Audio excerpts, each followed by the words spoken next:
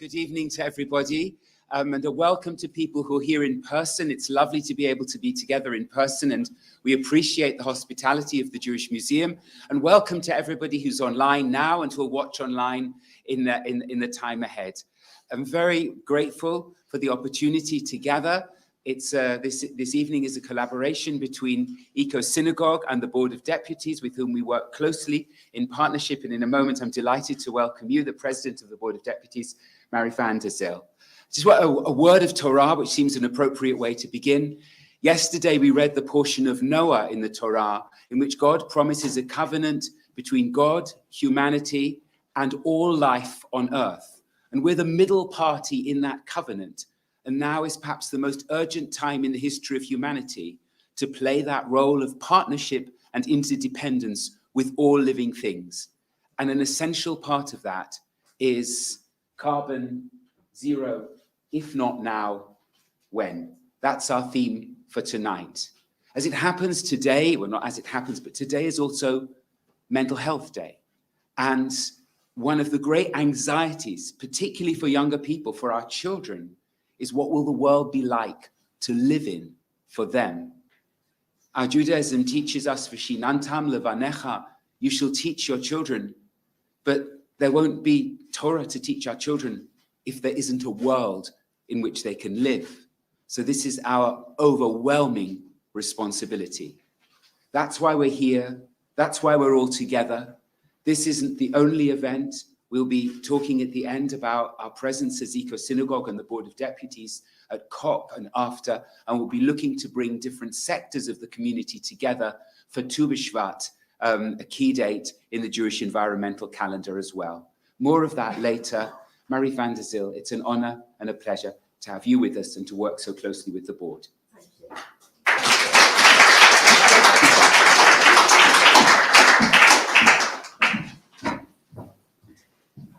Thank you. That was so gracious. Chief Rabbi, senior rabbis, dearest friends, it's wonderful to be with you tonight. Isn't it good to be here at the Jewish Museum in person? And also, let's not forget our other guests watching from home. So tonight's event, as Rabbi Wittenberg has said, is one of the most important subjects, not just for the Jewish community, not even just for humanity, but for the entire planet. The climate emergency threatens to upend life as we know it, and we have increasingly extreme weather, environmental degradation, and a potentially severe refugee challenge as some places become unbearably hot or others find themselves sinking under the sea. But just as humans have had an impact on the deterioration of climate control, the good news is that we can all still make a difference. It's not too late. That's why we're all here. And next month in Glasgow, we will be hosting world leaders at the UN Climate Conference, which is COP26. And we hope that they will all come to our stand. However, even if they reach agreement and there are treaties in place, we all need to play our part in this process. And I am so proud that the Board of Deputies, working with our partners at Synagogue, have been working for the last few years to make sure that our community can rise to this challenge. Across every section of our community, every region, every age, Synagogue simply inspires. There are now over 40 synagogues that are members, and more are being signed up. And we are delighted to see so many champions here in the audience today. So thank you. I must pay sincere tribute to Synagogue's rabbinic steering group, Rabbi Wittenberg, Rabbi Mason, Rabbi Goldsmith, Rabbi Sakovich, as well as the wonderful, I'm going to call you the AAA team, Andrea, Angelina, and Anthony, and of course our own Phil Rosenberg. And you have really achieved so much in this time. Well done. It's always about the team. So in the lead up to COP26, the Board of Deputies and Eco Synagogue, we've put on a programme to engage every part of the community. And tonight is the first event in our series where we consider how we can reach net zero emissions.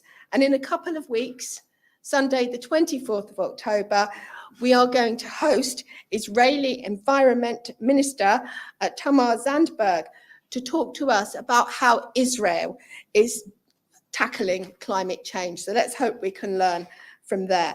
And at the UN Climate Conference on the 2nd of November, the Board of Deputies and Eco Synagogue will be hosting a stand at COP26 as well. And if any of you are in Glasgow, we really hope that you will join us for the conference. And from 5th to 6th November, also during COP26, we are going to be hosting Eco Shabbat. We are so proud of this, and this will be for people in all synagogues and communities to see what steps they can take to protect our environment. And finally, we know we cannot do this alone, and we will be hosting an online interfaith seminar with different religious environmental groups so that we can see how they are facing up to the challenge and how we can learn from each other. Back in May last year, how this all started for us, I was very proud that the Board of Deputies passed by a resolution, a whopping 85 to 15%, to take appropriate steps alongside Eco Synagogue to achieve net carbon emissions. And if anything is known that you know about the Board of Deputies, you will know that 85% is a remarkable achievement in a resolution. And it was and is absolutely groundbreaking, and it shows how seriously our community is taking this challenge. There was one area of concern. There was an amendment that the date for this resolution was unfortunately put back to 2050, but we hope that we're going to do a lot more before then to rise to the challenge. And as Rabbi Wittenberg has said, if not now, when?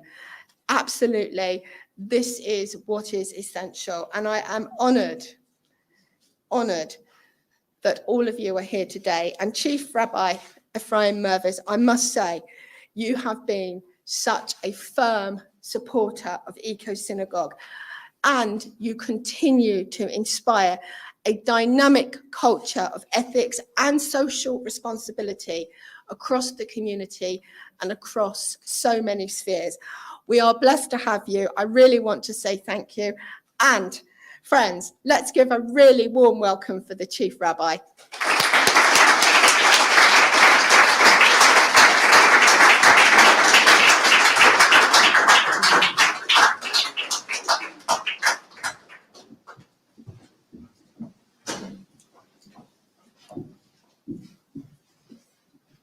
Thank you so much, Marie, for those very warm and kind words of welcome. President of the Board of Deputies, rabbis, everyone responsible for Eco Synagogue, ladies and gentlemen, what a very special and wonderful evening this is, and thank you for including me in it. Marie, thank you so much to you and the board for the leadership that you are showing on this crucially important issue. And thank you for everything you're doing with regard to the initiative of Eco Synagogue.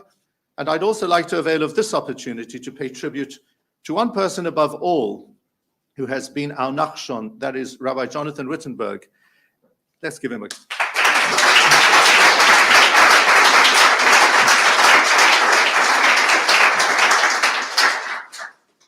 The trailblazer, a person who genuinely has lived and breathed this important subject long before the vast majority of us did, with prophetic insight and with a passion that has been an inspiration to us all. Thank you so much.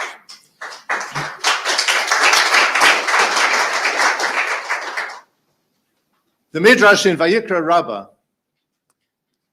brings the teaching of Rabban Shimon Bar Yochai, and he tells a tale. There were a number of people who bought seats on a small boat. And they went out into the sea. And everyone was sitting on their seats, minding their own business. And at a certain point, some of the travelers noticed that a fellow traveler was drilling a hole in the bottom of the boat below his seat. They said, "What's all that about?" He said, "Mind your own businesses. I paid for this seat, and it's very hot today, and I'd like a bit of water to cool my feet." They said, "Don't you realize that by drilling that hole, all of us are going to drown?" If that's all that I said this evening, I think I would have made my point. What a simple story from Rabbi Shimon Bar Yochai, but what a profound message, which is so relevant to all of us today. What I do in my kitchen, in my home, makes all the difference to the entire world. No one is an island. No one can say, "This has got nothing to do with me, and I don't have to bear my achrayut, my responsibility within this potentially horrifying situation which threatens our world, threatens our descendants, particularly our grandchildren, our great-grandchildren. They are the ones who stand directly to be affected in a most serious way. We're already being affected, but it's that close in terms of time, and the urgency of the situation is enormous. And this is why I believe that the creation of Eco Synagogue has been so suitable and so wonderful for the British Jewish community. And it's right that this evening we focus our attention on net zero carbon emissions and give a commitment for us all as individuals, as families, as communities, as a society, to play our role in order to protect the future of our planet. And there is so much that every single community can do. Let's not forget, however, that it shouldn't be a one-size-fits-all approach, because we're all on journeys. Each one of us is individuals. You know, some of us started long ago, some of us only starting now, some will start at a later time. It's really urgent that we get everybody to start as quickly as possible if they haven't yet started out on this journey. And similarly, within our communities, some have been engaging in this issue for a long time, some have only become aware of it recently, and some have yet to start. So as a result, we need to be patient with some communities. That doesn't mean to say we shouldn't be pushing, we shouldn't be encouraging, we shouldn't be inspiring. But nonetheless, each community in its own way needs to chart out its own course, but all of us together must play our part in guaranteeing that we fulfill our religious obligation, and I stress that term, our religious obligation to do what we can within this overall responsibility that we have. I hear many people saying to me, what difference does it really make with regard to what I do? After all, surely the ikar, the main responsibility rests with government initiatives, with multinational corporations. There are some superpowers on earth. Whether they do or don't pass a particular resolution or have a particular policy, that makes far more difference to the planet than that which millions of us can do in our individual capacities. But we should never think in that way. The Gemara Masechet Sukkah, Daf Nun Gimel Amud Aleph, tells how Hillel the elder would arrive every year during the Sukkot festival at the temple for the Simchat Beit HaShoeva ceremony. It was an incredible, joyous ceremony. There was dancing, singing. People would let their hair down to some degree. It was an extraordinary, fun and joyous event. And every year when Hillel would arrive, he would say the same thing. Im ani kan, hakol kan. Ve'im eini kan, mi kan. If I'm here, everyone's here. And if I'm not here, no one's here. Now, Hillel is known throughout the Talmud to have been an exceptionally humble person. What kind of statement is this? You arrive at the place and you say, if I'm here, everybody's here. And if I wouldn't have pitched up, nobody would have been here. I'm everyone. But our Mefarshim, our commentators, explain beautifully. They said as follows. Hillel was sending a message to everyone, saying, don't feel, there are going to be thousands of people there tonight. Will one more person make any difference? I'm going to stay home. What difference will one person make? Well, if that happens, nobody will pitch up. It's a bit like a general election. Why bother voting? So many thousands of people are casting their vote. What difference will my vote make? No. The trouble is that if everybody thought that way, nobody would vote in the election. And that was Hillel's point. Not that he was saying with regard to himself that he was special, but rather every single person should say, if I'm here, then everybody's here. Because everybody has to do their bit. And if everybody would stay away, nobody ultimately would be there. Each one of us is a Hillel. Each one of us must play our role. And that's everybody, right around the globe. And let no person think, well, what difference does it make if I have this personal policy or not? Actually, each one of us can make an enormous difference. And it's not just like voting at a general election, where genuinely you just have one vote like everybody else. Actually, we all have an extraordinary capacity to make an impact through our personal contacts, through the influence that we have, through the noise that we can make in a legitimate and empathic way, through the efforts that we undertake. We can actually do a lot. And I can see here in this room tonight a number of people who have actually been making an enormous difference, and others who will make a huge difference, because we all have a responsibility and we can all make a change for the better. And the type of change we want is sustainable change for the sake of the future of our globe. Hillel taught, Im ein ani li mi li. If I'm not for myself, who will be for me? We have a responsibility to ourselves. However, he went on to say, Uchshe'ani la'atzmi ma'ani. But if I'm only for myself, what am I? Not mi ani, who am I? But what am I? Ma'ani. Because if you only exist for the sake of yourself, you're not a true human being. You're an object. We've just read the biblical account of creation. God placed one original person in this world.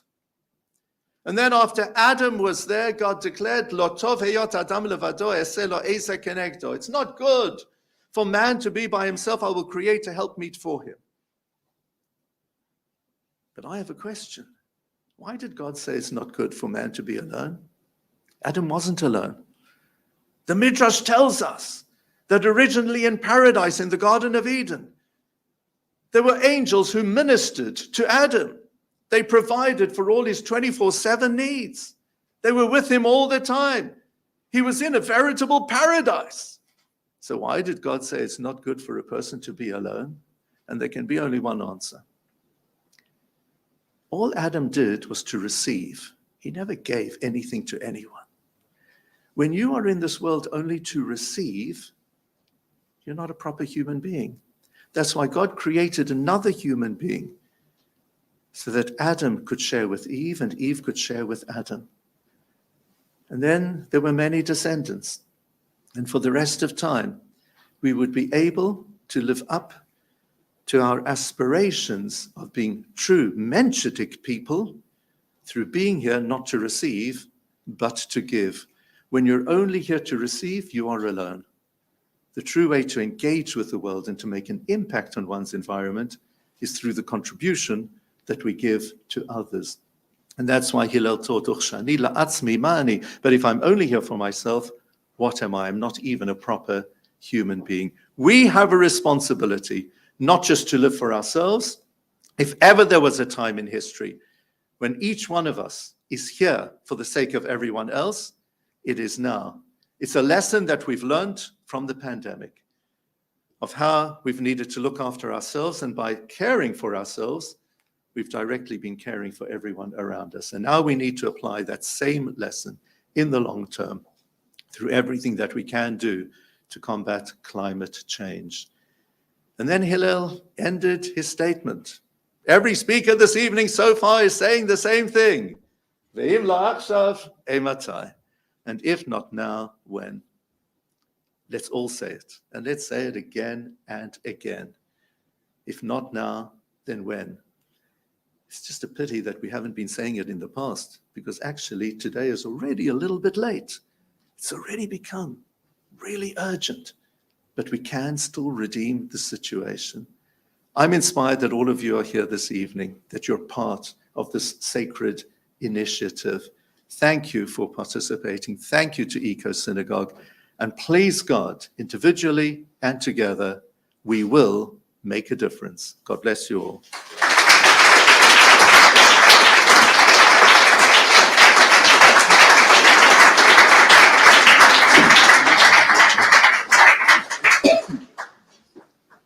So yes, what a wonderful occasion this is, to be together, to be in person, to be able to be here for such important values as part of the Jewish community.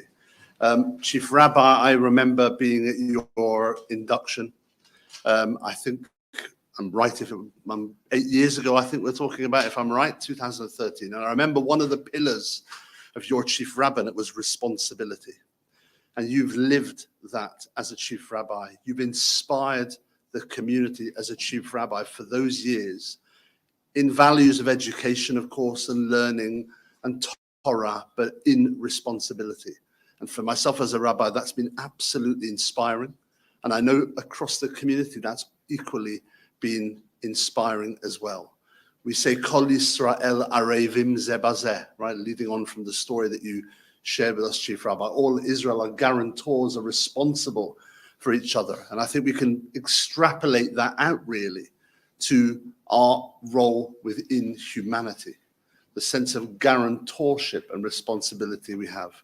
So thank you for your leadership, Chief Rabbi, and thank you for your inspiration. A big clap for our Chief. And to you, Marie, as well, for leading the board, doing with such honor, such dignity. Also, the importance of responsibility, the importance of love and chesed within our community, and standing up for values that we as Jewish people feel are so, so important. As the Chief Rabbi said, yes, we all are on a journey. If I can turn around and relate to a phrase behind me, but a different one, of course, we read here from Pirkei Avot. It's not your duty to finish the work, but neither are you free to neglect it. Maybe we should be, in a sense, emphasizing the second part of that. There's more urgency now than an ability to say, you know what, it's not there to be completed. Yeah, we're all not going to be perfect at what we do. We're all going to be somewhere on the journey, but we have an obligation. And in the declaration that, of course, came from the board only the last year or so, that shows us a path forward, a way forward of obligation across the entire community. Thanks to Rabbi Wittenberg as well for his inspiration in the first place. And Rabbi Wittenberg has been someone who's been a light to all of us and pushing us forward on this journey and in friendship. So that's absolutely well said, Marie. Thank you. Massive thanks. So thank you to both Chief Rabbi, to Marie. We're now going to have a break. It's a very unusual thing in a Jewish event to suddenly have a break like that. We're going to have a 15-minute break where you can introduce yourselves to each other, network a little bit, because there are here representatives from different parts of our community, different organizations within the community. Just express my own appreciation, heartfelt appreciation, that across the community we're working together. To friends and colleagues, we've become a very close group. Rabbi David, Rabbi Mark, and Rabbi Tanya, just over this period of time. And it's so important and so lovely to be working together across the whole of the community, and the representation here tonight really reflects that. And hopefully we can deepen that and broaden that in the time ahead. I'm really grateful to both of you for being here and also for your support and thoughtfulness for a long time before now. Jonathan Waxman, Genesis Energy, I hope I get my introduction right. You've had 35 years in electrical energy engineering, then renewable energy, developing and managing wind farms in the UK. I heard a feature on a wind farm island being proposed. I don't know whether that's you or, but you also it's a bit beyond me. But yeah, it's a great. You also apparently encourage investment in renewable energy ventures, and I've heard that that's one of my son has been telling me that's one of the most important things that one can do to help the development. You have a master's in environment science and energy policy from Imperial, and I think that connects you in some ways. And you've also been preaching and teaching with a deep Jewish knowledge, combining Jewish knowledge and learning and a passion for the environment. And therefore, I'm grateful to have you on this panel. Dr. Michal Nachmani, we've known each other for some years, and you've come in actually you've been kind enough to join us at a rather late invitation, for which I apologize, but you've just huge knowledge. You've worked in international climate policy and governance. You've had a background in both law and finance and managing multinational projects, and there is no bigger multinational project on the global agenda than this.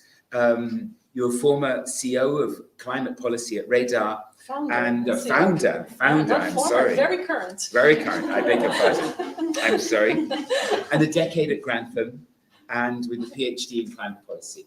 So really extraordinary credentials. Thank you for having me. Thank you for being here.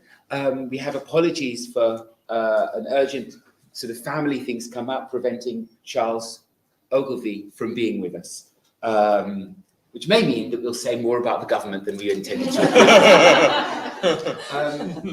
Really, the question here is carbon zero. What does it actually mean?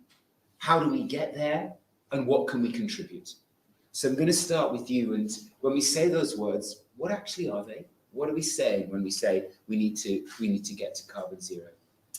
Thank you for asking this very important question, because everyone who's in the audience today cares about climate change enough to get out from your Sunday plans and show up. And everyone who's tuning in and to the live stream and who will watch this later cares enough to know that climate change is important. But it's, I think, also important to really break this down for a minute and ask, what is it that we're trying to achieve? We're putting a blanket on ourselves, a blanket of greenhouse gases. We're doing it by burning fossil fuels and pumping greenhouse gases into the atmosphere. And as we do that, the blanket gets thicker and we get hotter under the blanket. And what we really need to do is reduce fossil fuels.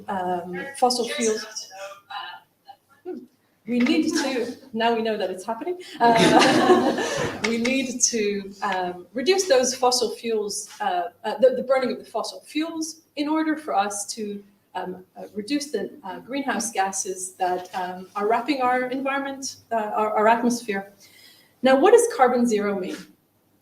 The IPCC, so the Intergovernmental Panel on Climate Change, is a body of the world's leading scientists on climate science, got together and said, what do we need to get to in order to limit global warming to 2 degrees above pre-industrial levels? Pre-industrial, because in the Industrial Revolution, we started burning those fossil fuels, we started making a mess, and that's where we started counting. So now we're about 1.3 degrees on average higher than before.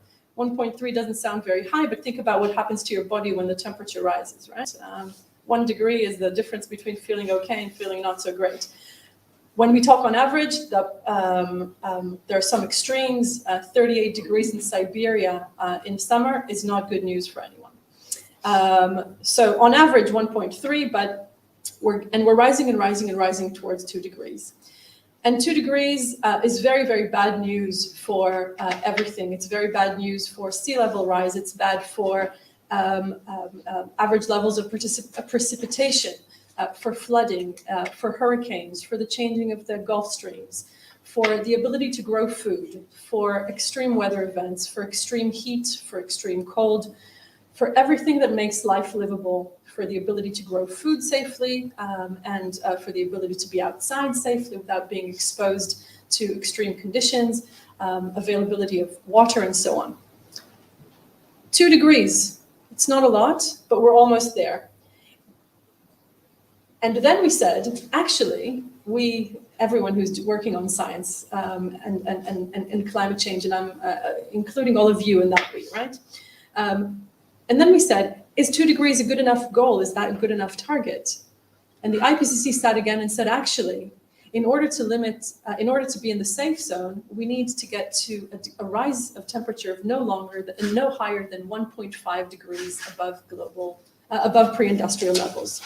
In order for us to be able to maintain a rise in temperatures that is no higher than 1.5, we need to cut all the emissions of greenhouse gases by middle of the century, by 2050, and we need to cut them in half by 2030. The IPCC said that in 2018. So if you remember a couple of years ago, the narrative of we have 12 years to save the world, that was the 2030 thing. 12 years to cut in half greenhouse gas emissions. If we do that, we have a 50% chance of getting to 1.5 degrees. That's what it is. This is what net zero is. Net zero, we'll talk about the net in a second, but let's talk about carbon zero. By 2030, half. By 2050, nothing. Not a single molecule of additional CO2 into the atmosphere. And then starts the race of removing as much as we can to bring us back into the safe zone. So this is carbon zero. You'll hear the term net zero because there will be some activities that will be really, really difficult to do without burning fossil fuels for a short while. While we're in that short while, we need to remove carbon out of the air in order to ensure an equilibrium of net zero, of net, which is like the plus and the minus together. That's a long answer to your question. But given the range of the question, it's a very concise answer to the question and a very helpful one. Do you want to pick up on that and comment on that? I also know you may have some slides to help illustrate it for us. So it's a fantastic answer and very concise. Could I just add one or two things? I mean, Michal's really the expert on this. The two things I would add are that some of the greenhouse gases in the atmosphere have very long lives. So it's hard, unless we actively remove them, to get rid of them. They just stay there. So and they continue very to long mean in this kind of Well, half-life of probably 300-400 years. So there's still substantial amounts in the atmosphere in 1,000 years' time. If you think of them as a 1,000-year life, that's a kind of useful way to think about. In the case of carbon dioxide, some other very powerful greenhouse gases have shorter lives. Like methane is a very powerful greenhouse gas, natural gas, but it has a shorter life. So you think about them a bit different buckets. So that's the one thing I would say. And the second thing I would say, slightly more hopeful, is once we stop adding greenhouse gases to the atmosphere, most climate scientists now think that warming will stop. So it's not like there's something baked into this. We stop, the warming stops. And then because Michal says, we can start removing carbon dioxide and hopefully recool the atmosphere. So those are two important concepts to keep in mind. And together they imply the idea of a carbon budget, that we have a total amount of carbon dioxide that we can ever put into the atmosphere safely. And we've actually spent a large part of that budget, and the remaining budget is not that large, and hence the, if not now, when, it really is now. It really is now. I'm going to come back on that then. Because we're going to play this game, I think. It feels like we're going to play a game this evening where we say, it's really scary, but we'll be okay. It's really scary, but we'll be okay. We can still do stuff, but even if we do stuff, it's still, there's still a lot wrong that's going on. And I think that's an important line to walk on, and an important tension to maintain. Because first of all, we need to make sure that we know that we can still prevent the worst, and we'll get to that. But the 2030 and the 2050 stories, they're already too late. Because look around you, feel around you, everything that we're experiencing is already too late, already a carbon budget that has been exploded and exploited, and already impacts that are being felt, starting to be felt, by the way, in the richer countries, have been felt for decades in the poorer countries. Stories that we don't tell so much because they're very uncomfortable to tell. But we talked about Orvot de Date and about humanity and our responsibility. So let's bring those people into the story right now. And when we do that, we already know that it's too late. So we can't save ourselves by saying, oh, it'll be fine by 2050, and here's my budget to put on more stuff by 2050, and then I still have a little bit. No. We need to stop right now. The sooner, the better, the faster, the better, and so on. So that's my response. you also bring in, I think we didn't sort of pre-prepare talking about this, but when one goes outside the Jewish community, one's not talking about climate emergency, one's actually talking about climate justice. And to what extent, when one's talking about budgets, have we overspent, depriving other countries of any kind of budget? That's way beyond anything I could talk about, I'm afraid. I mean, I'm an engineer, really, and I wouldn't presume to encroach onto moral territory. I think that's moral territory. It's very complex and very contested, but I don't think I have anything really useful to contribute. Do you want that. to contribute on that? I'm happy to, not because I consider myself a moral authority, but because the numbers speak for themselves. And if you think about speaking again about the Industrial Revolution and the way that fossil fuels have been mined and where they have been mined, and where oil is being mined, and what happens to communities in which oil is being mined, and what happens to communities in which coal is being mined, and where are the resources in the world, then we can see that over the last 150 or 200 years, that happened in poorer countries, and the main benefactors of that were the richer countries, and those who have used fossil fuels and industrialized got rich, and those who didn't stayed poor. And when we talk about climate justice, we talk about the right to develop without making the stupid mistakes that we have done by developing, by burning fossil fuels so heavily. The way that the world has divided itself into rich and poor is very much along the line of who exploited natural resources and who was exploited by the extraction of natural resources. The maps are very simple on that, and that's not a political stand. It's a real factual thing. If you look at the amount of fossil fuels that were pumped into the atmosphere by countries along the years, Britain started by being the number one, obviously, as the leader of an industrial revolution, surpassed later by the US, who was the number one, and only about 15 years ago, surpassed by China and India. By China only, the US is still number 2 in the world, and India today is number 3. With China and India obviously claiming their right to develop and to ensure a prosperous path for their citizens. And how do we do that without burning fossil fuels is let's call it the £100 billion question. Mm-hmm. £100 billion question is, of course, the climate finance that the rich countries have promised in 100 billion a year, that the rich countries have promised already in 2009 and haven't been keeping their promise,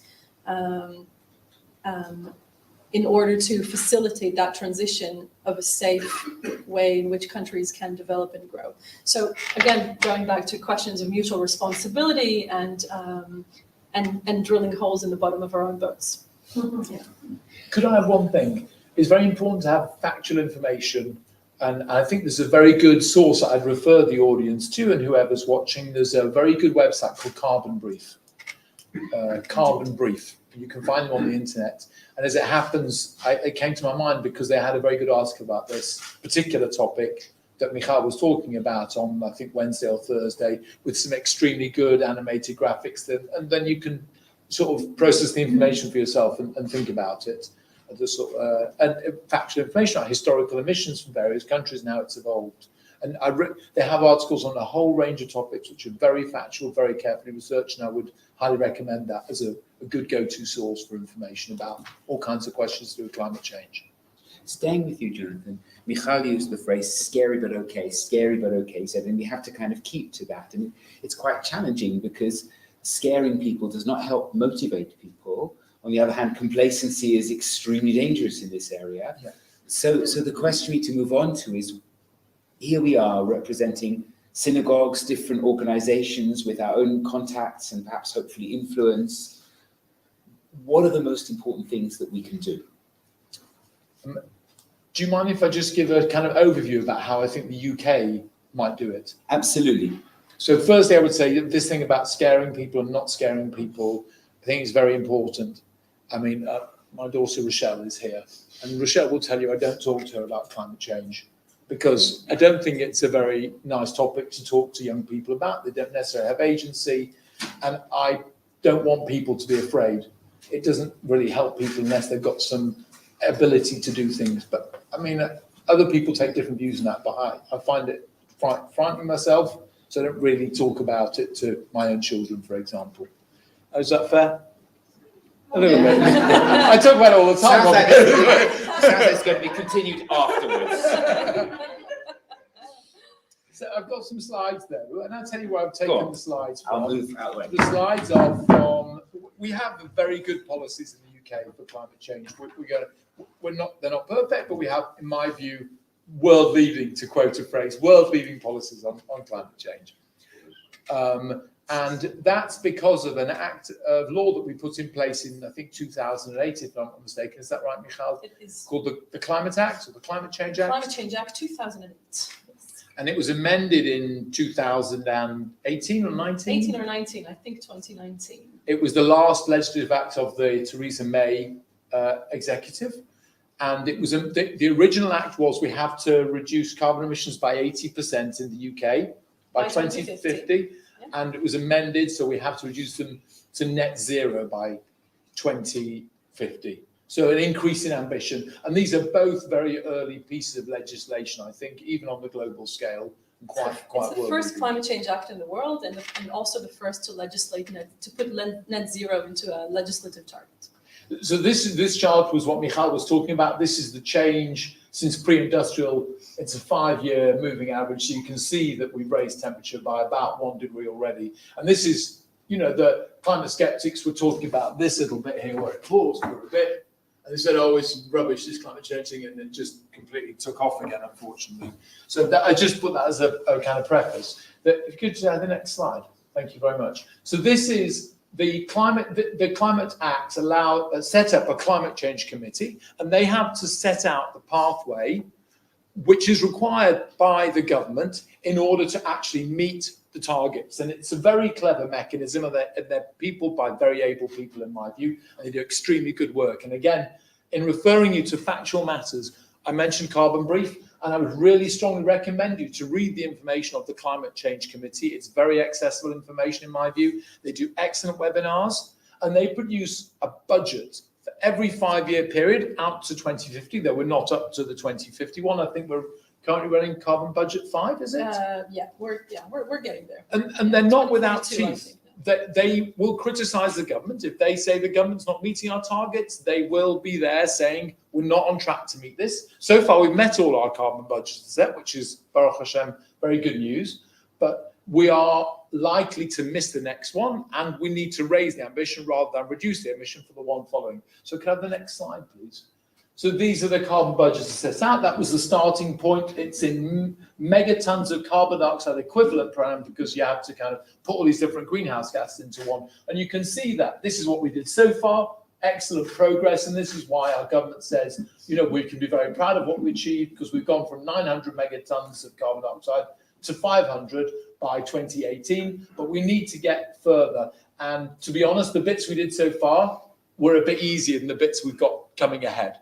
So in a way, great progress so far, but we've got a lot to do. So can I have the next slide, please? And you can see they've got the 5-year things. This is where we are. This is our baseline now. These are 2018 emissions. And you can see that the big chunks now are transport, buildings, fuel supply, that's the electricity, and sorry, this one, I think the colors don't come out quite right here. Sorry. I think that's probably manufacturing, heavy industry, agriculture, and that's what's called F-gases and waste, which is a more arcane topic I'm not going to go into. Can I have the next slide, please? And this is what we did so far. And you can see that almost all the progress is in the power sector here. And you can see transport sector, actually, we've got more carbon emissions from the transport sector and more from the building sector. And basically, all the reduction has been in manufacturing, because we offshored lots of manufacturing to China. So there are carbon emissions for the products we use are now made in China instead. And this was the big domestic progress was from our power sector, because we've built a lot of wind farms, solar farms, and we've also stopped burning coal pretty much. So that's been a big, can I have the next slide? Can you just comment on that? The News at One today had a comment on exactly that. That we're outsourcing our carbon production to China, and if we're buying Chinese goods, we need to take responsibility actually for that carbon. Is that a fair comment? I think Michal, again, is better placed than I am to comment on that. It's a policy issue, I think. Absolutely. I mean, it's very easy to say in a service-based economy that we don't have emissions, but everything that we buy, and when we think, it's an accounting question, right? And with accounting, you always want to put the numbers in the right column so everything adds up. So you want to make sure that whoever's doing the global accounting is doing it in the same way. And right now, the global accounting system says whatever you produce within your national borders, that's your global accounting. And then all the national borders, you add them up, and that's what everyone produces together. And that's okay, and that it adds up to 100%. But in terms of responsibility and in terms of ways in order to encourage or discourage certain activities, then that's not a very helpful way of thinking. Because if all you're doing is encouraging production somewhere else and thinking about that is not part of your problem, and then going and asking, but what are China doing? That's not a very helpful mindset, regardless of the fact that that greenhouse gases that are manufactured, that are produced anywhere, have the same impact because they travel and the atmosphere doesn't have national boundaries. So that's an important thing. Again, it's a policy question. You could interpret it in lots of different ways. And I think are alternative accounting systems which are production-based or consumption-based rather than production-based? You could look at it in both ways. The alternative accounting system is saying we need to move faster and better, and we can't stop at our national borders. And we say that, and you're hailing the UK policies, and I would argue that the UK policies are very good at talking the talk and very bad at walking the walk. And the UK's own climate change committee said we are 80% off our targets, 80% off. There are no policies to meet this beautifully legislated target. When you legislate a target that is in 2050, that's not on your watch. That's not what you get elected on. That's not where your constituents see that if you manage to make that work or not. Politicians don't work for 2050. Politicians work for the next election. So if you say, you just put out this empty promise by 2050, it's not worth anything unless you put the policies in place already now. And look around you. The Green Homes Grant is scrapped. There is no heat policy, like a heating policy in place. We're not doing very good on our electricity transition. Yes, we got rid of coal. We're still heavily reliant on gas and on imports that are heavily fossil fuel based. We're not doing very well in terms of insulating homes. We're not doing well if we're not insulating homes and protecting people from fuel poverty. And those are people who are already suffering. We're not doing very well on adaptation, so on protecting homes from flooding, the floods that are already here. We're not doing very well on incentivizing a transition to cleaner transportation. Yes, you will only be able to buy new cars that are electric after 2030. Where will we charge them? Why are we not going and building massive charging systems now so we can all charge our electric cars outside of our homes or along the highways? There's so many ways and so many things that we could advance. Why are we not taking out all the people who are unemployed because of the pandemic? So this is a wild exaggeration what I'm saying now, and getting them to plant trees and restore ecosystems. There's so many ways that we could be doing more, and we're very good at talking the talk, and we're cutting foreign aid, which means that we're not enabling people in other countries to step out of the crises that fossil fuel consumption has caused around the world. I now know why Charles Ogilvy decided not to come. I'm going to actually hold on the slides because we've got about 10 minutes. And it's extremely, people are also here to get a sense of what is it that we can do. So let me go on. Give me 2 minutes. Give me 2 more minutes to run through the rest. I'll do it quickly though. And then the next slide? We're just going to say I want to know kind of locally and nationally what we can influence and do. So that's the baseline. If we don't do anything further, we'll end up here, and this is what we need to do. So another next slide.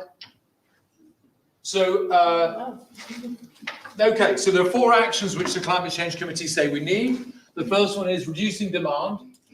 The second thing is improving efficiency. This is really one item.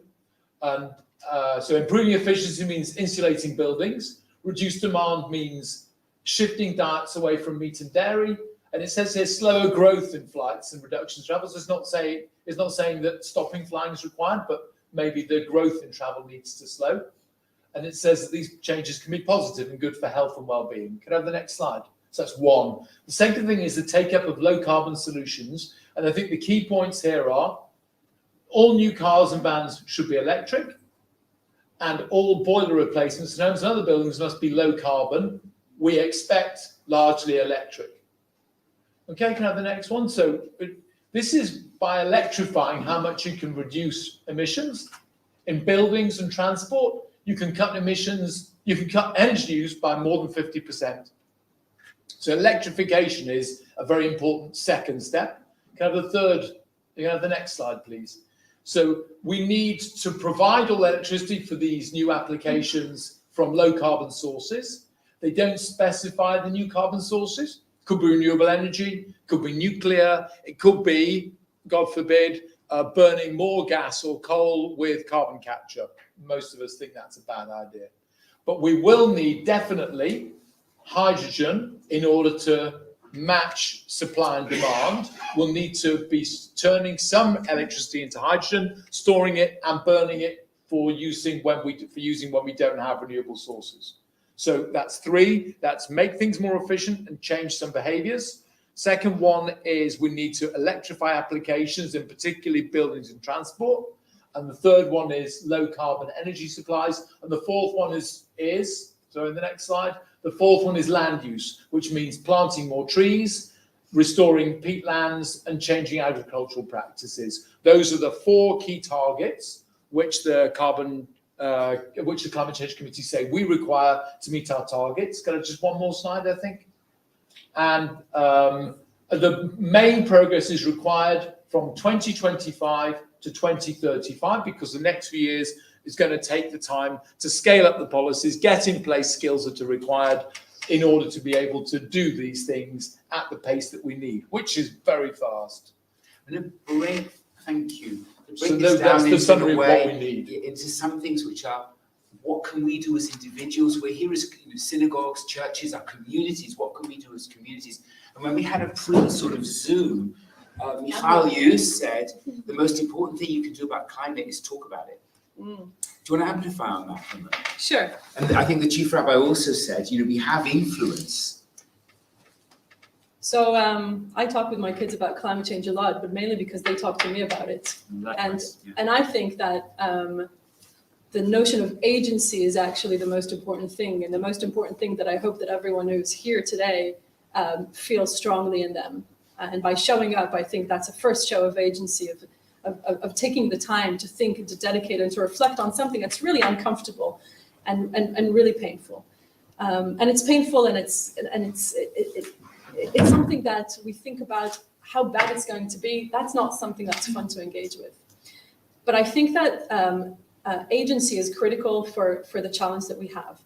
So yes, we have to do all of those things, but how do we do them and how do we influence them? I mean, by all means, if any of you are ministers or involved in writing those policies, wonderful, please go and write them. Don't wait until 2025. They should have been written 15 years ago.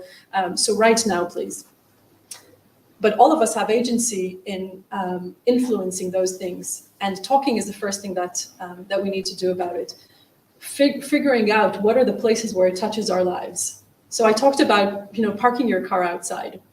The first thing that everyone wants you to do is think that your only responsibility is as consumers. Don't buy this, don't buy that, don't fly, change your diet, change your things. All of those are critical and important, and I urge you to think about where you can make changes to your lives in a way that will probably also make you healthier and fitter and all of those things on the way. Great. But our agency goes beyond what we buy and where we put our money. Our agency is towards being part of communities and being involved in decisions. Think about the pandemic. Every decision around the pandemic, we were emotionally invested in. And whenever there was a discussion about should we wear masks in schools or are we okay doing things this way or that way, everyone has an opinion, everyone voices their opinion, everyone phones up their counselor, everyone shows up to the town hall meetings, virtual or physical, whatever we can do. And everyone had an influence or could have had an influence on these processes. And this is a holistic process, the same way that COVID isn't only about health, but about well-being of communities altogether. Climate change is the same story. And our agency can be manifested in very similar ways. Wherever you are, whatever decisions that you can influence in your workplace about, travel policies or food policies or investment policies, which are a big thing. Where to put money as institutions? What do we invest in? And how will they pay us back in 40 years' time if they're investing in destroying the planet by fossil fuel investment, for example? Same way that we wouldn't invest in arms today, but we would invest ethically. Investment in fossil fuels is a similar story, of course. All of those decisions we all can touch upon. And those are the things I think where we matter. Showing up to protests is one of those things of agency, right? The UK Parliament did not hold a climate debate for 2 years, and only after the Extinction Rebellion, very uncomfortable to many people, made a lot of traffic in the cities. It was very uncomfortable. Who are these people and what do they want? Only then the UK Parliament had a session and declared a climate emergency and legislated and moved the legislation to net zero. Electrify your heating and your transport. Those are the single biggest things you can do for your personal carbon footprint. And you helping someone else get a job, do low carbon engineering, which is very important things. Building skills and people who can afford so, it's wrong for them not to do so. They have a duty to do so. That's a really important line. If you can afford it, it's wrong not to do it. Rabbis have been trying to electrify communities for a very long time. So I'm going to hand over on that note to Rabbi Tanya Safovich to close this panel and move on to the next stage. We've got a few questions from our online community. Thank you very much. So the first question, if you don't mind, first of all, thank you very much. Hello, good evening. The first question comes from Nikki Sanderglantz, asking, if we all had electric cars and charged them outside our houses, for example, where would that energy come from now and in the future? That's the first question. Is that one for you in this industry or? Electricity in the UK has made great strides, moving from being almost entirely coal-based to being almost not coal-based. It is a combination today of gas, renewables, nuclear, and imports. The faster we clean up our electricity system by creating higher shares of renewables and by improving battery technology so that we can store the energy when the sun is shining and the wind is blowing. And of course, having a base load of that supports that when they aren't. All of those are important. So right now, that is the energy mix, cleaning it up and moving it as fast as possible with policies. And policies are the ones that change the prices on things, and investment in renewables makes them cheaper, and mass production of them makes them cheaper, and giving them planning permissions more easily makes them cheaper, and not opposing them where they are makes them cheaper. So. That's fantastic. Thank you so much. The next question, very quickly. What starts to happen if we don't meet these targets, going back to the targets? What can we see begin to happen? Do you want to respond? I think this is a critical question because we have this notion in our lives of thresholds. And there's like a binary thing. If we meet the threshold, everything will be fine. If we don't meet the threshold, everything will collapse. And I want you to think about this differently. I want you to think about it as a continuum that we are already on, that has already started. And that continuum includes three mental blocks: mitigation, as in reduction of emissions; adaptation, which is how do we meet the challenges that we're already locked into. For example, floods are already happening, wildfires are already happening. And the third bit is suffering. And the more we do of that, the more we do of reducing emissions, the less we have to do of adaptation. And the more that we do on mitigation and adaptation, then the less suffering there is. And if we think about meeting targets, then we say, okay, I can wait and wait and wait and wait, and oops, I didn't meet my targets. But actually, we're constantly meeting targets. We're constantly meeting the necessity to reduce as much as possible and to adapt as much as possible, because already we are reducing physical suffering right now. If you look around you and you read the news and you watch what's going on here and in other places in the world, you know that the targets are already not being met. The target of ensuring a safe environment for humans and for We haven't even talked about the biodiversity crisis that is, the scary big brother of the climate crisis. All of those are already happening. If you need a picture of what 2050 looks like or what the end of the century looks like, then with 2 degrees warming or with 1.5 degree warming, 80% of coral reefs in the world have disappeared. Now, it's very, very sad for us, so we can't go diving and we can't see those wonders. But there are hundreds of millions of people whose livelihoods rely already on coral reefs and on the ecosystems that are around them for fishing and for tourism and for all of those things. So it's much worse for them.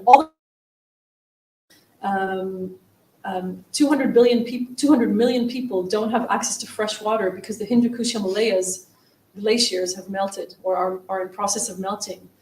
All of those things are very, very real and already here and present. So we really need to think about this as a continuum and on a need to push the brakes as soon as we can. Thank you. The next question is very quickly. Is there agreement in the scientific world as to what needs to be done, or are the experts disagreeing? There's very clear consensus. The experts agree. What's not agreed is how you go about it, but everyone is on the same track in terms of what needs to be done in terms of reducing greenhouse gases. Thank you very much. And the next question comes from Philip Brody. Government have banned internal petrol and diesel, that's the challenge for my English, combustion engines. Yep. One will have Regular cars for everyone.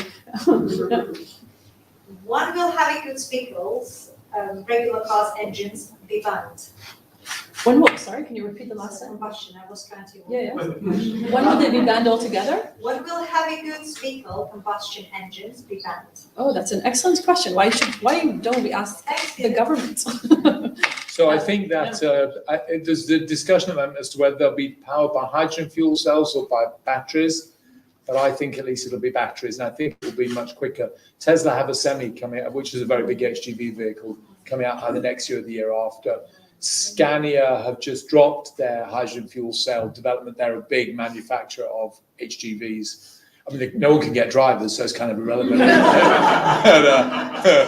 but Scania have dropped that. I think it's going to be batteries, and I think it will go quickly, like it has with cars. I mean, Norway now, Norway's 100% electric vehicles now, basically, their car market. We gone from 0, basically, 2 years ago to 20% market share now of electric cars. Some of these things, once they go really quickly. And I think they go really quickly because once the government says no more sales of new cars, and it's not the only government around the world who's saying that, the manufacturers say, ooh, I'm not going to invest in developing any new models that aren't electric because the demand for those is going to be banned by regulation. So there's a virtuous circle there of creating demand, creating regulation, increasing demand, dropping prices, and creating infrastructure. And all of those are circles that happen between the private sector, the government, and the consumers. And we can feed into those in different places depending on where we are. Could I add one personal responsibility thing into that? If you buy a petrol car, you're sending a signal to a car manufacturer that there is still demand for petrol cars. If you buy an EV, you're telling them, I'm not interested in your petrol car, I'm going to buy your EV. It encourages management. VW now have pledged to go only EVs by 2025. But it's a combination of push and pull. When consumers say, I don't want your petrol car anymore, they hear that. That's they want to good. sell cars. Thank you very much. It's about personal responsibility. There is definitely an aspect to that, yeah. We've got a question from Robert David, and then I'll go back to the questions from our online community. Thank you. Thank you for that. Yeah, I mean, it's a question for both of you, Johnny, maybe good to hear you on this as well, I suppose. As Eco-Synagogue is about synagogues. Yes. Even though obviously it's about the wider community. Many of us represent synagogues, go to synagogues. What can a synagogue do? What would, be 1, 2, 3 of? It's really for an expert to advise. I wouldn't presume to say what I think we should do. What I think we should do is I think we should get a good baseline survey of all our estate, understand where the wins are and how we should go about it, get proper expert advice. I think we should invest money in that. Because I think whether you use a combination of insulation or, Kiddushim and sustainability, and what happens when I was on the board a couple of years ago, what happens always is it gets directed into how do we make our kiddush more eco-friendly, which is an important goal. And single-use plastics are very important. But there are, but single-use plastics is a different issue. Climate change and single-use plastics tend to get, elided as a debate. But climate change is honestly is the dominant discussion right now. My view is we should get a baseline study of all our buildings and get expert advice as to how we go zero carbon in our buildings. That would be my personal thing. We can't make this up ourselves. A shul is a very challenging building. Why? It's used intermittently. Like your home is used and heated all the time. It's much easier to heat a building like that. A building which is used for an hour for Shachar in the morning, maybe. I'm not sure how if you're a community sufficiently electrified to go. But we have Shachar in the morning and maybe Mariv in the evening, and then you got Shabbat and Sunday. The building's used more. We have a school in our shul, so that's quite useful. But heating buildings intermittently is a technical problem that needs to be thought about, the way to do it. And you need expert advice on those kind of things. And we should invest in that expert advice. A baseline is what carbon emission is. A baseline is what do I currently have? And then what can I do to move from there to a zero carbon? And that's one of the reasons why a lot of work has gone into the Eco-Synagogue audit, which is a very good starting place for synagogues to look at every aspect of the community's life and the individual's lives within it. Yes. Exactly. I was Without going to say, meaning to say we haven't done that. We've done some of that. Yeah. The building is one aspect, of course. A synagogue's responsibility goes way beyond that. It goes into extending into the life and the influence that it has over the members of the community, and how it encourages and facilitates a discourse like today, and how it enables people to think about their wider influence in the community. And I'll actually reflect on things that are being done at the Church of England that are using, well, of course, cleaning their own mess is one thing, but using their power of investment into sending very powerful signals and leading on responsible investment, both in the UK and globally, and facilitating roundtables with industry and making use of the power of the influence of the community where those are important, which goes beyond just the few buildings that synagogues are. And they're very important. It's very important to get your house in order to send a signal of credibility. But that's not where it stops, in my opinion. I've got a few more questions, and then I promised you. Thank you so much. Can I just have one thing? Can I just have the last slide for 1 second, right, Clay? The very last slide. I've got a slide for that. And these are all interesting. I wouldn't want to. These are very interesting. Can I go back one? Sorry. Yeah, this one. This was from a paper that was in Nature last week about people with high socioeconomic status. People with high socioeconomic status are responsible for more personal impacts on climate change than it means wealthy people, affluent people, more responsible because they make more carbon emissions in their lives than poorer people do. And that's true in the UK, but it's also true globally. And the paper highlighted the roles that people have who are in this group. And I think, thank God, the Jewish community, many of our members fall within that category of high socioeconomic status. And it's not just about, but we are consumers, we're investors, we're role models, and we're citizens, and we participate in organizations like companies, law firms, government, and we have responsibilities, roles in climate change in all of these aspects of our lives, not just as consumers, which tends to be the message we hear all the time. I think echoing what you were saying, Michal, for me, this role as an investor is a very important thing for people to think about. So to think about this in the round is right, not just about our buildings. Thank you so much, Jonathan. Unfortunately, because there is a lack of time, I will miss now or finish with the questions from our online community. And I would like to open the floor for our audience community here.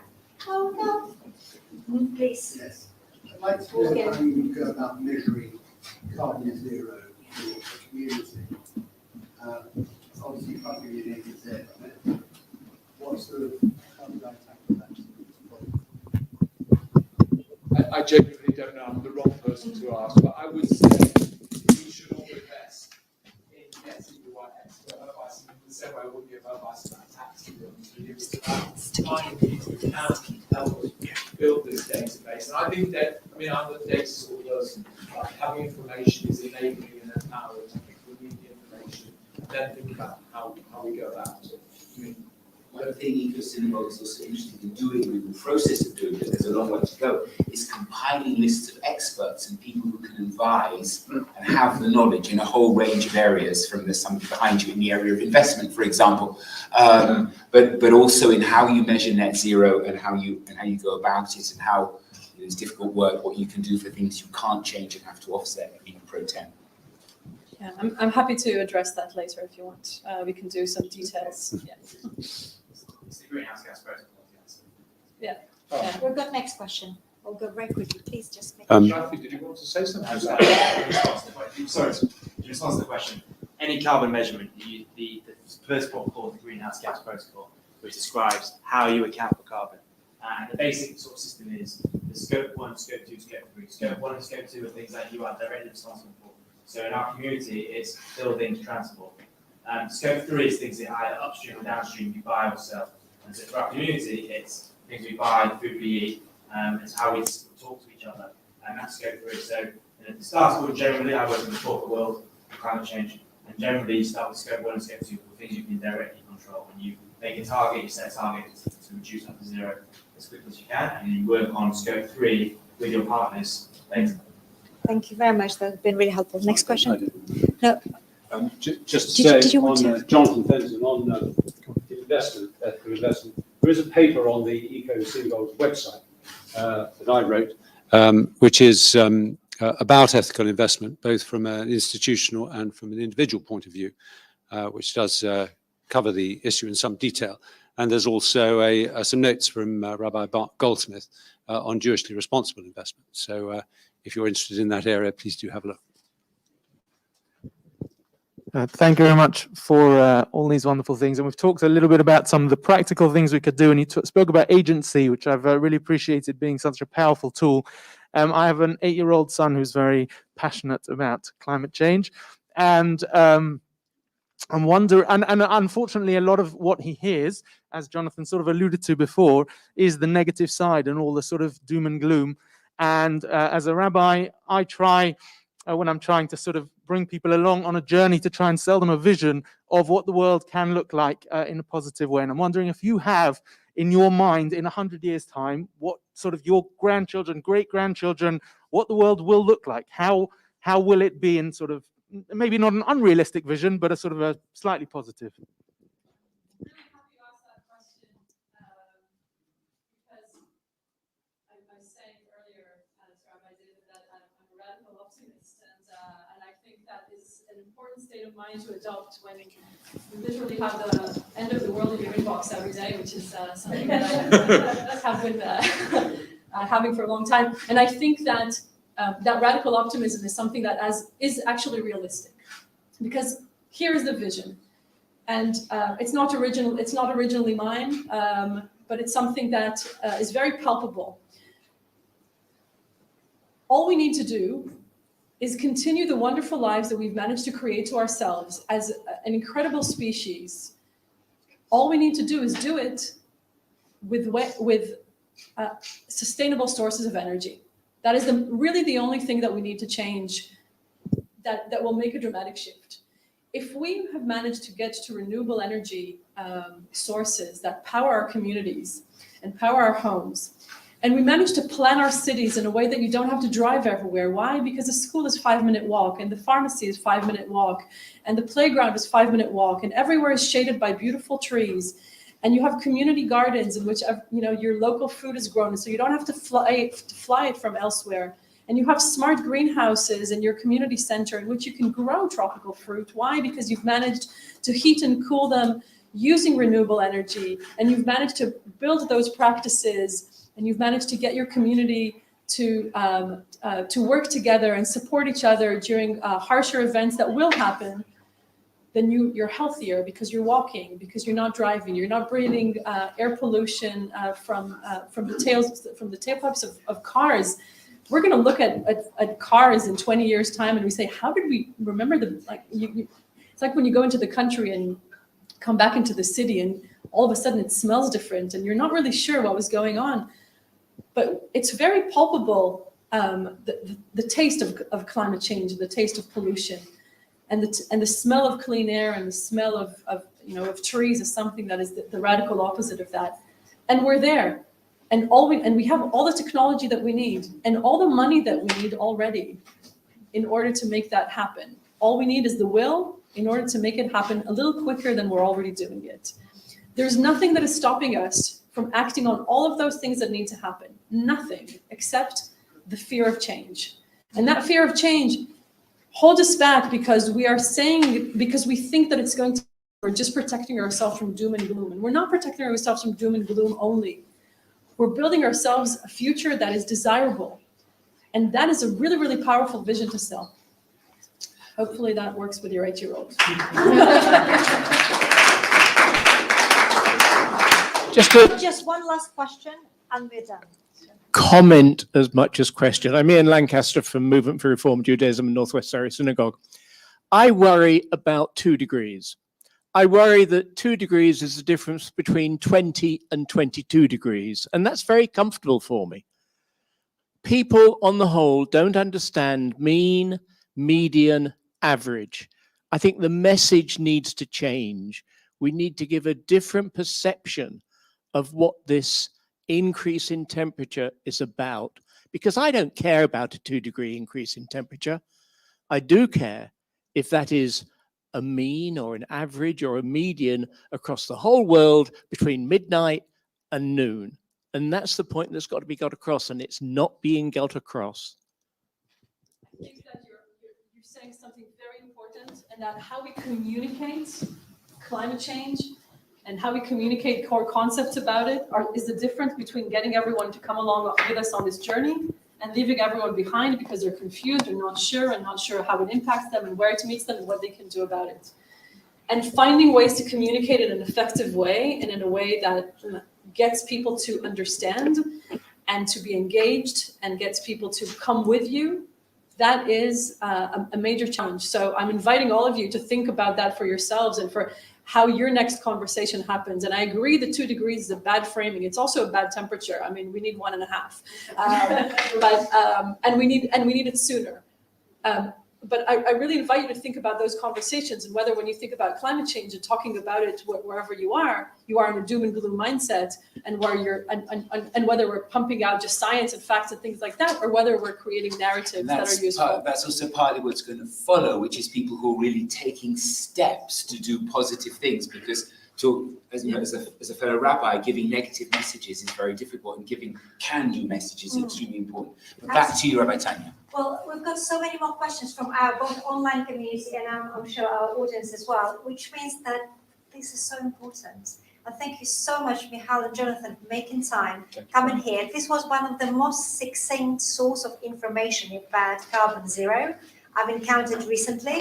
And it shows that there is a great interest. Lots of people want to know what they can do. And that's exactly what you've given to us. You've given to us knowledge. Knowledge is power. So thank you so much for empowering us, the Jewish community, to go and deal with climate change the best way we can, and hopefully help the whole world to meet that carbon net zero.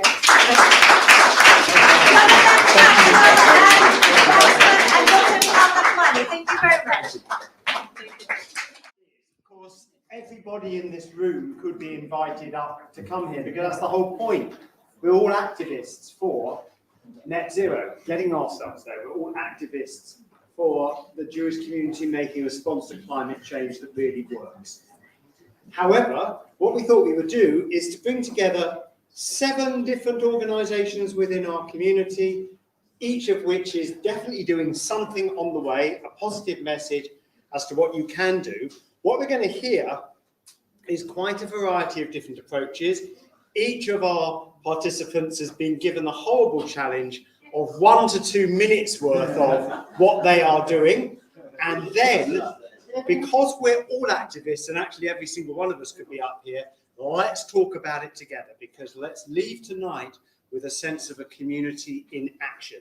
So, I'd love to invite from Commonwealth Jewish Council, Anna Lawton, thank you. And from Eco Synagogue, Andrea. Thank you very much. And yeah, we can applaud them all as they come, absolutely. And from J-Tree, Angelina, or Andrea as well. She's going to be a J-Tree as well, which she is. Graham Carpenter from Olam, Naomi Berger from Sadeh, Amos Schonfeld from the Social Justice Group of the Board of Deputies, and Laura Hendy from World Jewish Relief. I'll do exactly as Susie says. Good, I'll give it to her so it never gets back on again. Absolutely. So, this to me is a very exciting moment. This is Jewish organisations across different scopes of activity and styles of what we do, and what are we doing that's making a difference, that our answer to if not now, when is let's get started. Okay, so I'm going to have to do this alphabetically because everybody's contribution is equally valuable here. Let's start with the Commonwealth Jewish Council and Anna. Thank you. Okay, so I'll try and keep mine to 1 minute.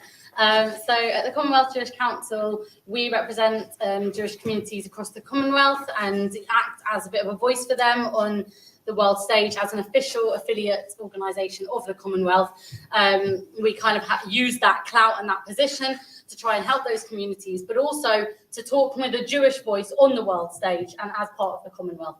So we've got our most recent climate kind of initiative is something called Small Islands, Big Challenges. So we're talking about the small island communities, many of whom are in the Commonwealth, and using our Jewish understanding. So these are not necessarily places with big Jewish communities, but as Jews, we do know what it's like to have our homes in danger, to have uncertain futures, do not necessarily feel like we have lots and lots of friends globally looking out for us. And we try and use that voice to understand the plight of these small island nations who are very much facing climate challenges today, right now. And the things we're talking about is our children's lifetime, our grandchildren's lifetime, they're living right now.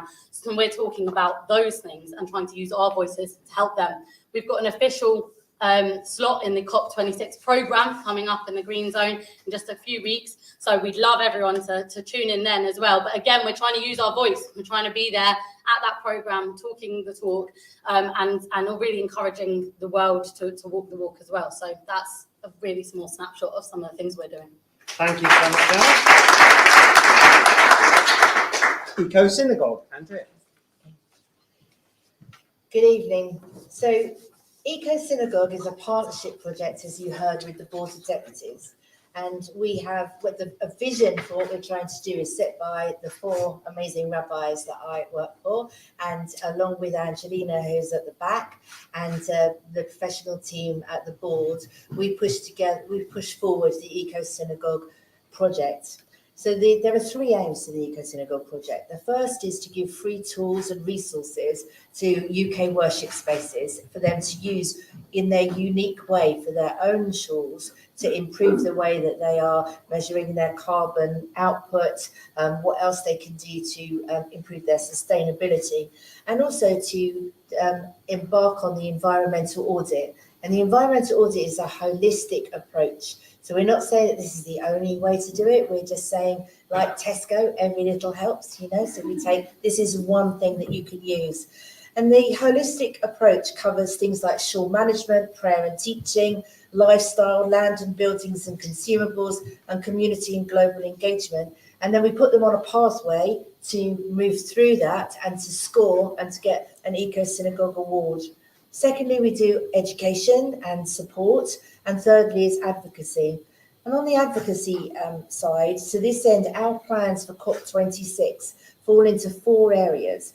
The first is to highlight and educate the UK Jewish community as to what is going on, make people aware of COP26 and see what's going on, have a voice there.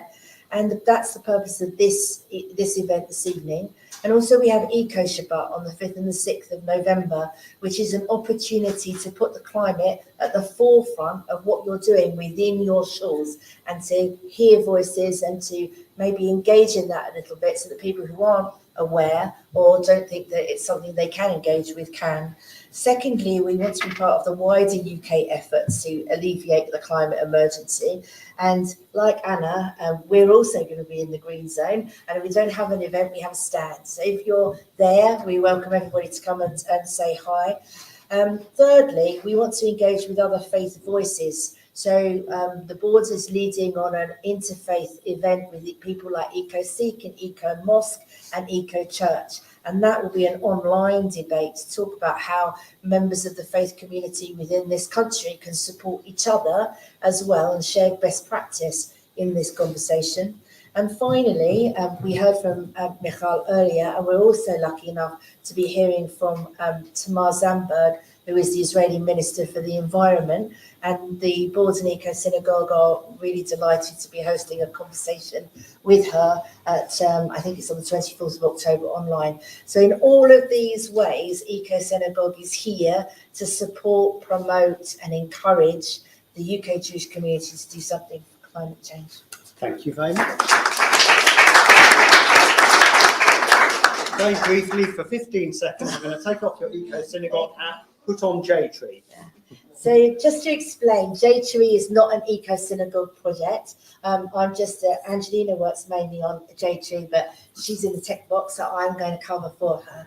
So J-Tree was conceived following a report by Professor Crowther, which was endorsed by the United Nations in the summer of 2019 on how many trillion trees were needed, and most critically, where they needed to be planted. So it was launched at Tu B'Shvat 2020 in the UK and also in the United States. And it's led here by Jonathan Drury, Rabbi Wittenberg and others. And in the US by the environment organization Chazon and Dr. Ace Levine. So far, between 7,500 and 8,000 trees have been planted in the UK part of J-Tree and over 30,000 throughout the US. J-Tree makes sure that the planting is ecologically and ethically sound, and it must be planted for the benefit of the communities. J-Tree is a collective Jewish response to the climate emergency to plant trees and protect forests. Trees sustain all life and store carbon. Scientists believe that planting trees is the most effective way to limit climate change, which is something Michal mentioned in the last section. And the UK alone, it's estimated, needs 50 million more trees in our tiny country. So J-Tree's partners are the Woodland Trust, Seed Madagascar, and the International Tree Foundation. So J-Tree enables the Jewish community to collectively add to the total trees planted. So the way that J-Tree works is that it supports the Eco Synagogue's environmental audit by enabling communities to improve their environmental credentials through conservation, planting, and community engagement.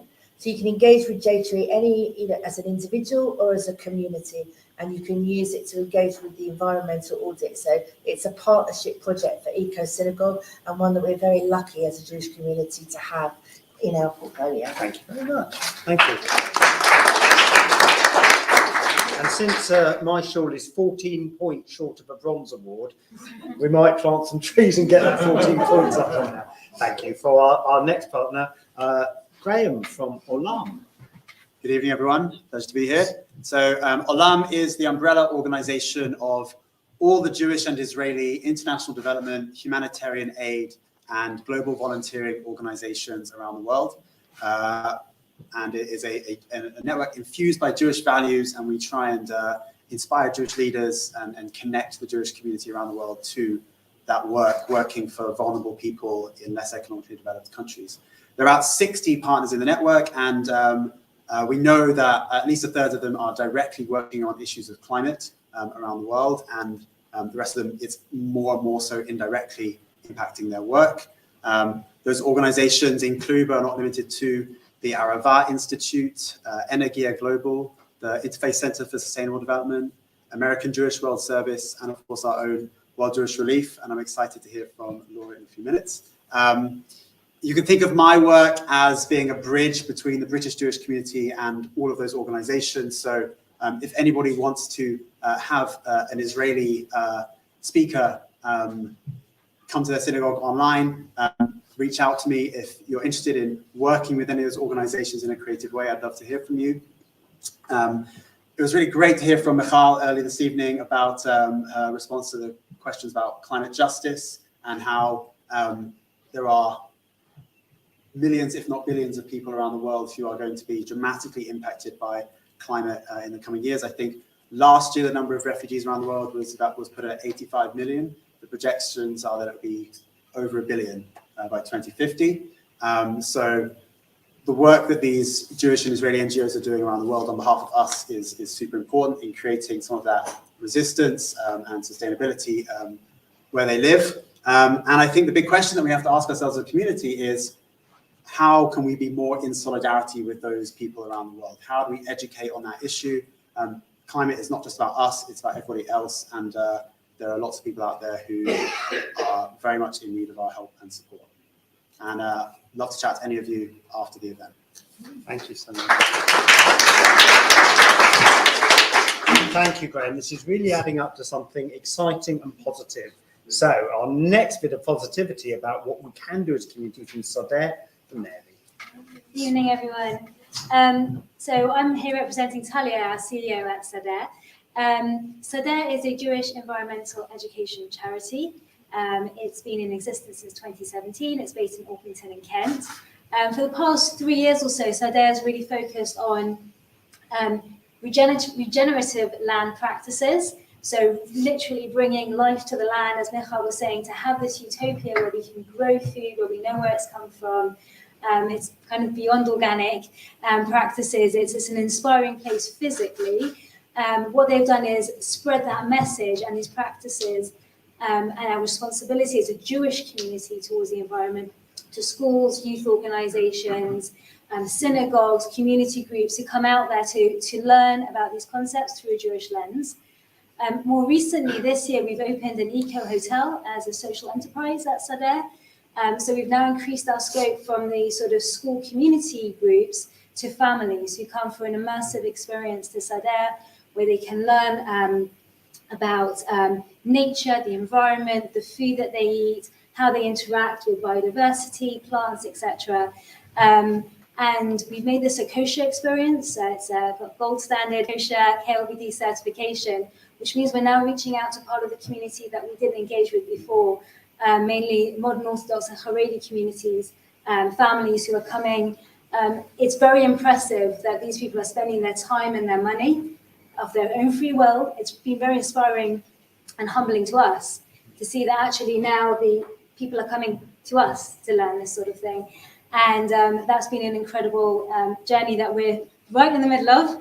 We had our first summer this year, and please God, we'll be going from strength to strength, and we welcome you all to Sodeh at some point.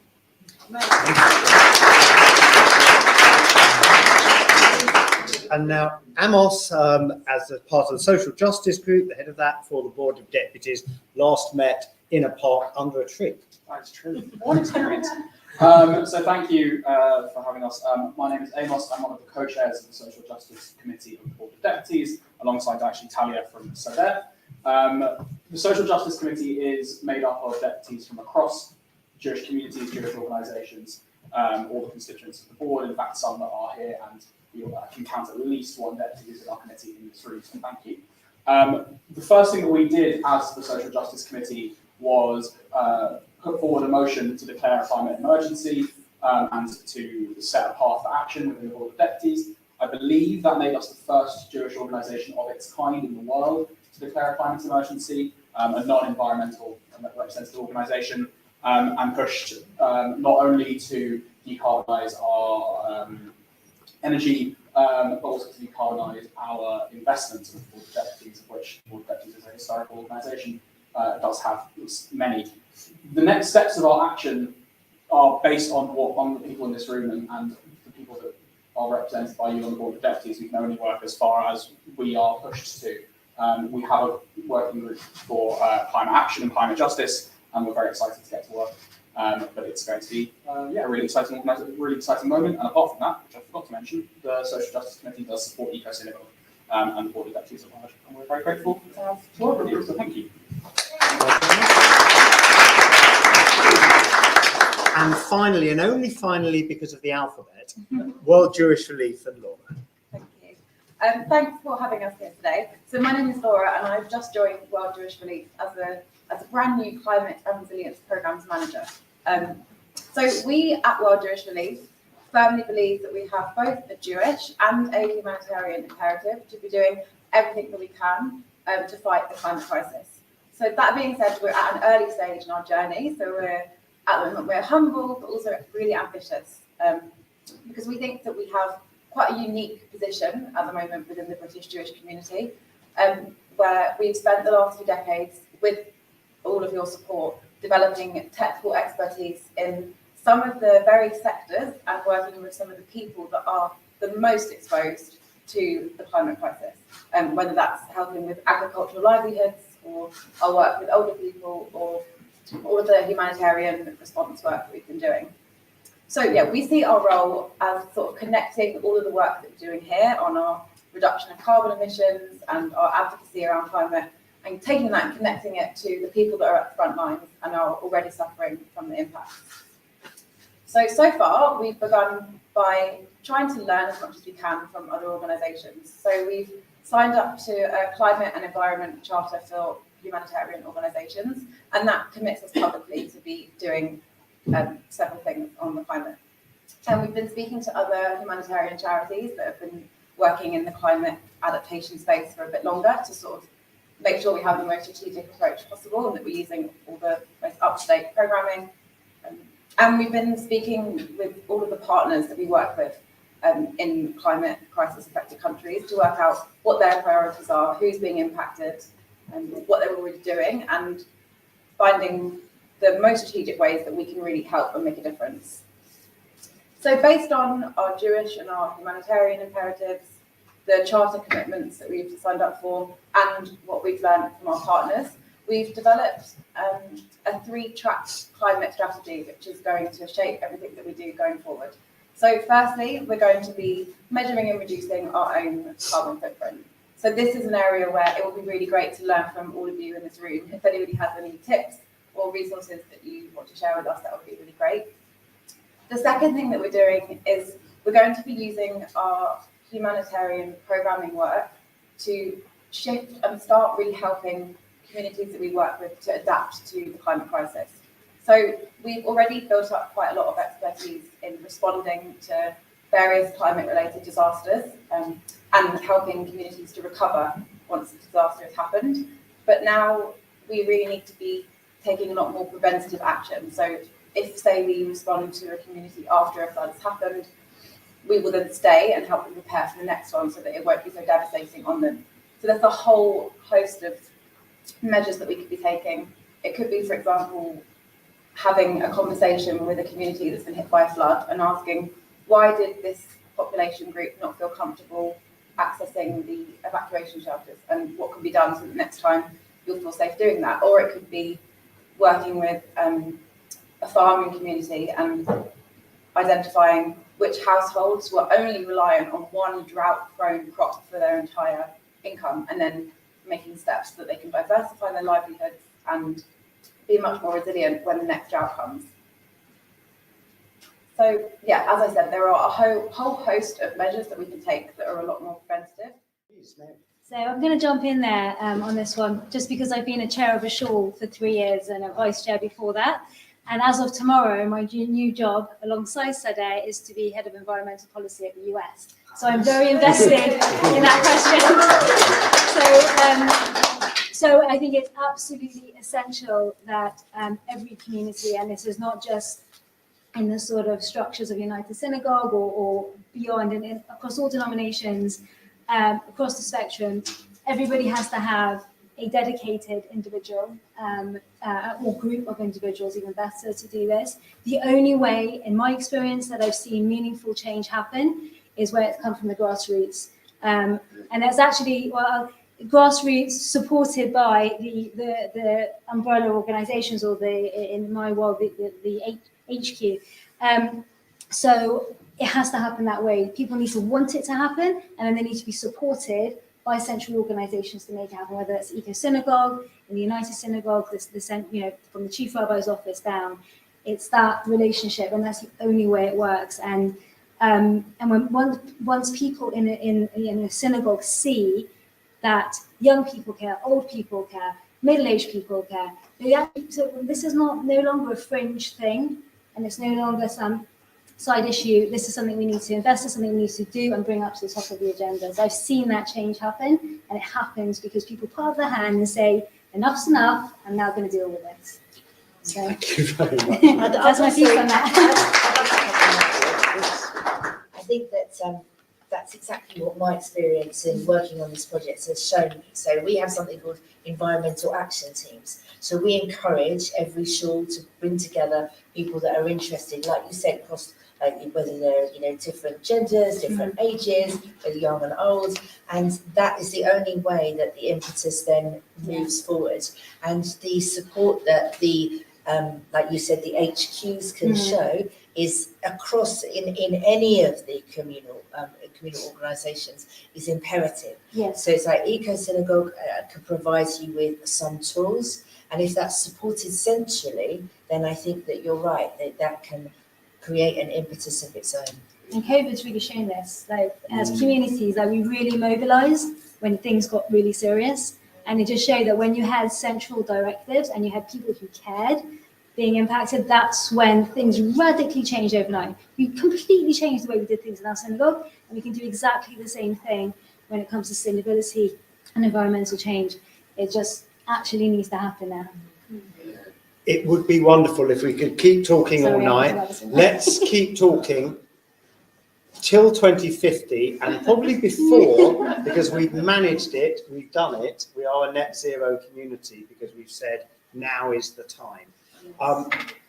Rabbi Tanya, if I can hand over to you, please, to finish us up for this evening. Yeah, thank you so much. It was really lovely to see and celebrate such a wonderful initiative within our Jewish community. But what it also means that now we've got very little time for questions. So if you don't mind, we'll only ask you one question from our online community. And if you have few questions from our audience, I will give it the opportunity to ask questions as well. So the one which I would like you to ask is, how can the environment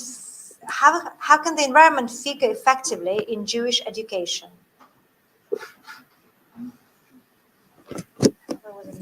I'll jump in. Look,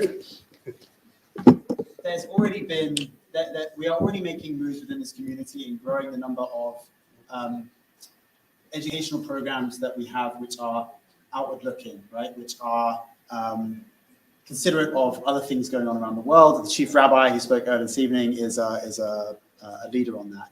But we heard every single phrase under the sun also, of Jewish language earlier. And I think that we have to keep pushing. We have to keep finding the things that are meaningful to young people. We have to listen to young people and hear exactly what they want to learn about and put it into, we're kind of the wrong people to ask.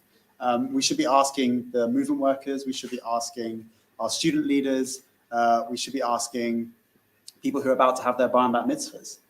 How could we have made your bar and bat mitzvah climate friendly, climate social, whatever question it is, we have to ask them. I think it's Thank you very much. Actually, I was leading my bar bat mitzvah class this morning, and because we are getting ready now to for weekend of Shabbat, so I took them to local forest, and that's where we did our session. It was fascinating. You're absolutely right. They came up with some amazing solutions. So I was thinking maybe we should elect them into the government, and we will get there during the following Mihal's. And thank you very much. Anyone else to get? The only thing I would add is that education may make us think of young people because they're the people in education, but it's crucial on this issue as much as any that it's a multi-generational conversation, and our adult education is focusing on climate as well. Young people already thinking about it. Young people are the most clued up Yeah. on climate. They should perhaps be the ones teaching adults if we wanted. If not, let's bring the experts in as well. That's what we did today. I thought Michal and Jonathan were fantastic. Yeah, so thank you so much. And it will stay online so people can, tune in and actually learn. We've got a question. I'll be back. Well, I just wanted to follow up on the point that Amos just made to say that there is actually a great unity with the Jewish community.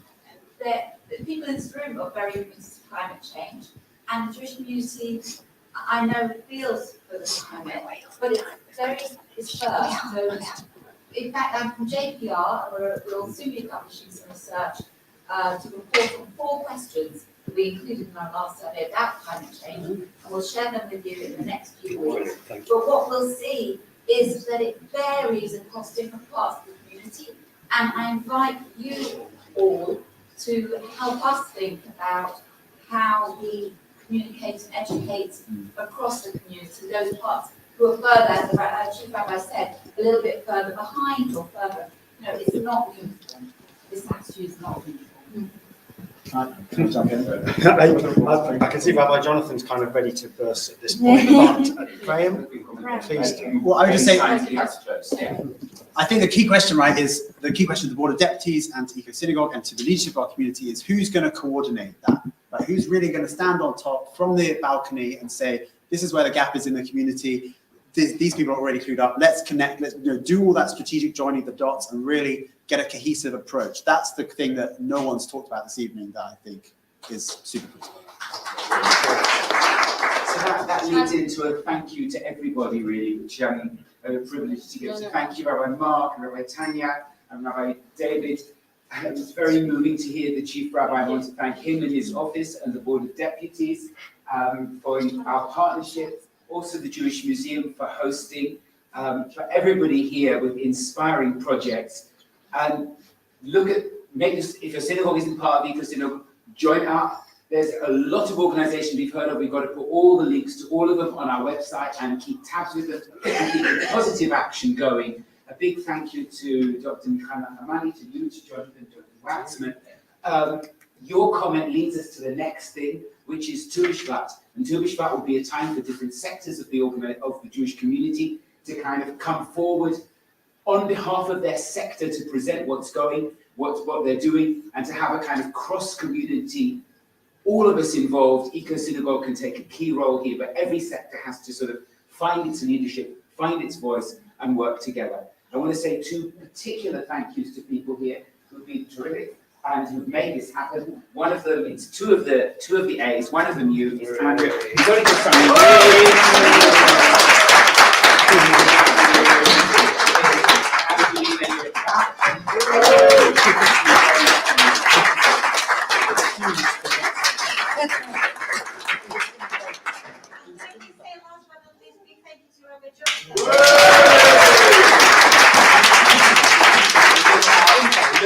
for the interview which you're going to do with the Israeli Environment Minister and I think Tanya and you are going to do that, and also COP, and then post-COP and look towards Tu B'Shvat as a whole community. Excellent.